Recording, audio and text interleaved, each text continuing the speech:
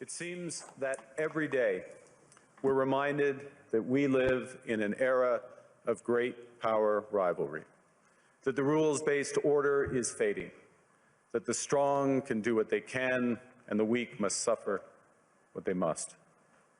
And this aphorism of Thucydides is presented as inevitable, as the natural logic of international relations reasserting itself. And faced with this logic, there is a strong tendency for countries to go along to get along, to accommodate, to avoid trouble, to hope that compliance will buy safety. Well, it won't. So what are our options? In 1978, the Czech dissident Václav Havel, later president, wrote an essay called The Power of the Powerless. And in it, he asked a simple question: how did the communist system sustain itself? And his answer began with the greengrocer. Every morning, the shopkeeper places a sign in his window: "Workers of the world unite." He doesn't believe it. No one does. But he places the sign anyway to avoid trouble, to signal compliance, to get along. And because every shopkeeper on every street does the same, the system persists. Not through violence alone, but through the participation of ordinary people in rituals they privately know to be false. Havel called this living within a lie.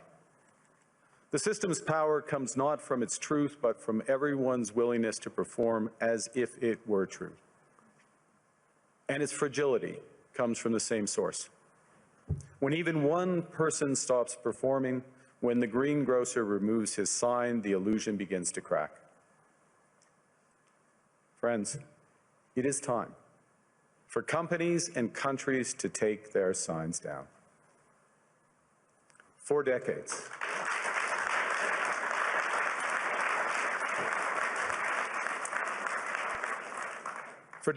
countries like Canada prospered under what we called the rules-based international order. We joined its institutions, we praised its principles, we benefited from its predictability. And because of that, we could pursue values-based foreign policies under its protection. We knew the story of the international rules-based order was partially false, that the strongest would exempt themselves when convenient, that trade rules were enforced asymmetrically. And we knew that international law applied with varying rigor depending on the identity of the accused or the victim. This fiction was useful.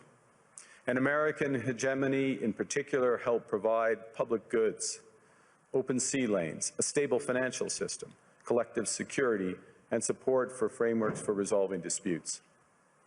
So we placed the sign in the window.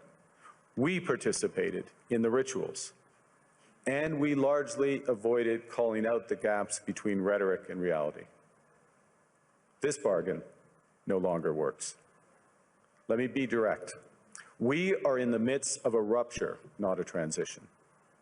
Over the past 2 decades, a series of crises in finance, health, energy, and geopolitics have laid bare the risks of extreme global integration. But more recently, great powers have begun using economic integration as weapons. Tariffs as leverage, financial infrastructure as coercion, supply chains as vulnerabilities to be exploited. You cannot live within the lie of mutual benefit through integration when integration becomes the source of your subordination. The multilateral institutions on which the middle powers have relied, the WTO, the UN, the COP, the architecture, the very architecture of collective problem solving are under threat. And as a result, many countries are drawing the same conclusions, that they must develop greater strategic autonomy in energy, food, critical minerals, in finance and supply chains. And this impulse is understandable. A country that can't feed itself, fuel itself, or defend itself has few options. When the rules no longer protect you, you must protect yourself. But let's be clear-eyed about where this leads. A world of fortresses will be poorer, more fragile, and less sustainable. And there's another truth. If great powers abandon even the pretense of rules and values for the unhindered pursuit of their power and interests, the gains from transactionalism will become harder to replicate. Hegemons cannot continually monetize their relationships. Allies will diversify to hedge against uncertainty. They'll buy insurance, increase options in order to rebuild sovereignty. Sovereignty that was once grounded in rules but will increasingly be anchored in the ability to withstand pressure. This room knows this is classic risk management. Risk management comes at a price. But that cost of strategic autonomy, of sovereignty, can also be shared. Collective investments in resilience are cheaper than everyone building their own fortresses. Shared standards reduce fragmentations. Complementarities are positive sum. And the question for middle powers like Canada is not whether to adapt to the new reality. We must. The question is whether we adapt by simply building higher walls or whether we can do something more ambitious. Now, Canada was amongst the first to hear the wake-up call, leading us to fundamentally shift our strategic posture. Canadians know that our old, comfortable assumptions that our geography and alliance memberships automatically conferred prosperity and security, that assumption is no longer valid. And our new approach rests on what Alexander Stubb, the President of Finland, has termed value-based realism. Or to put another way, we aim to be both principled and pragmatic. Principled in our commitment to fundamental values, sovereignty, territorial integrity, the prohibition of the use of force except when consistent with the UN Charter, and respect for human rights. And pragmatic in recognizing that progress is often incremental, that interests diverge, that not every partner will share all of our values. So we're engaging broadly, strategically, with open eyes. We actively take on the world as it is, not wait around for a world we wish to be. We are calibrating our relationships so their depth reflects our values. And we're prioritizing broad engagement to maximize our influence, given the fluidity of the world at the moment, the risks that this poses, and the stakes for what comes next. And we are no longer just relying on the strength of our values, but also the value of our strength. We are building that strength at home. Since my government took office, we have cut taxes on incomes, on capital gains, and business investment. We have removed all federal barriers to interprovincial trade. We are fast-tracking $1 trillion of investments in energy, AI, critical minerals, new trade corridors, and beyond.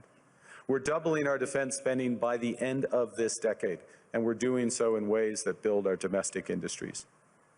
And we are rapidly diversifying abroad.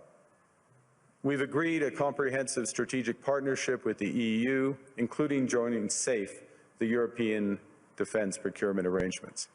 We have signed 12 other trade and security deals on 4 continents in 6 months. In the past few days, we've concluded new strategic partnerships with China and Qatar. We're negotiating free trade pacts with India, ASEAN, Thailand, Philippines, and Mercosur. We're doing something else. To help solve global problems, we're pursuing variable geometry. In other words, different coalitions for different issues based on common values and interests. So on Ukraine, we're a core member of the Coalition of the Willing and one of the largest per capita contributors to its defense and security. On Arctic sovereignty, we stand firmly with Greenland and Denmark and fully support their unique right to determine Greenland's future.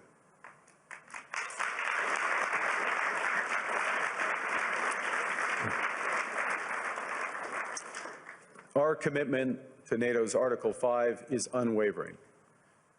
So we're working with our NATO allies, including the Nordic-Baltic Gate, to further secure the alliance's northern and western flanks, including through Canada's unprecedented investments in over-the-horizon radar, in submarines, in aircraft, and boots on the ground, boots on the ice.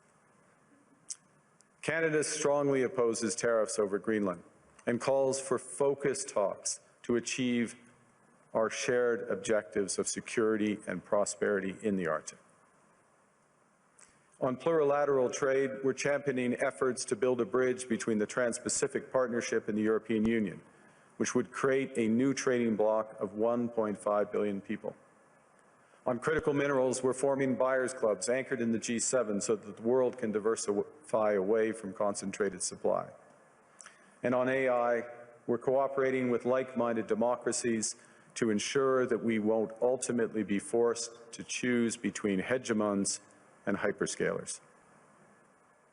This is not naive multilateralism, nor is it relying on their institutions. It's building coalitions that work, issues by issue, with partners who share enough common ground to act together. In some cases, this will be the vast majority of nations. What it's doing is creating a dense web of connections across trade, investment, culture, on which we can draw for future challenges and opportunities. Argue the middle powers must act together because if we're not at the table, we're on the menu. But I'd also say that great powers can afford for now to go it alone. They have the market size, the military capacity, and the leverage to dictate terms. Middle powers do not. But when we only negotiate bilaterally with a hegemon, we negotiate from weakness. We accept what's offered. We compete with each other to be the most accommodating. This is not sovereignty. It's the performance of sovereignty while accepting subordination. In a world of great power rivalry, the countries in between have a choice: compete with each other for favor, or to combine to create a third path with impact. We shouldn't allow the rise of hard power to blind us to the fact that the power of legitimacy, integrity, and rules will remain strong if we choose to wield them together. Which brings me back to Havel. What does it mean for middle powers to live the truth? Well, first, it means naming reality. Stop invoking rules-based international order as though it still functions as advertised. Call it what it is: a system of intensifying great power rivalry where the most powerful pursue their interests using economic integration as coercion. It means acting consistently, applying the same standards to allies and rivals. When middle powers criticize economic intimidation from one direction but stay silent when it comes from another, we are keeping the sign in the window. It means building what we claim to believe in. Rather than waiting for the old order to be restored, it means creating institutions and agreements that function as described. And it means reducing the leverage that enables coercion. That's building a strong domestic economy. It should be every government's immediate priority. And diversification internationally is not just economic prudence, it's a material foundation for honest foreign policy, because countries earn the right to principled stands by reducing their vulnerability to retaliation. So Canada. Canada has what the world wants. We are an energy superpower. We hold vast reserves of critical minerals. We have the most educated population in the world. Our pension funds are amongst the world's largest and most sophisticated investors. In other words, we have capital, talent. We also have a government with immense fiscal capacity to act decisively. And we have the values to which many others aspire. Canada is a pluralistic society that works. Our public square is loud, diverse, and free. Canadians remain committed to sustainability. We are a stable and reliable partner in a world that is anything but. A partner that builds and values relationships for the long term. And we have something else. We have a recognition of what's happening and a determination to act accordingly. We understand that this rupture calls for more than adaptation. It calls for honesty about the world as it is. We are taking the sign out of the window. We know the old order is not coming back. We shouldn't mourn it. Nostalgia is not a strategy, but we believe that from the fracture, we can build something bigger, better, stronger, more just. This is the task of the middle powers. The countries that have the most to lose from a world of fortresses and a most to gain from genuine cooperation. The powerful have their power, but we have something too. The capacity to stop pretending, to name reality, to build our strength at home, and to act together. That is Canada's path. We choose it openly and confidently, and it is a path wide open to any country willing to take it with us. Thank you very much.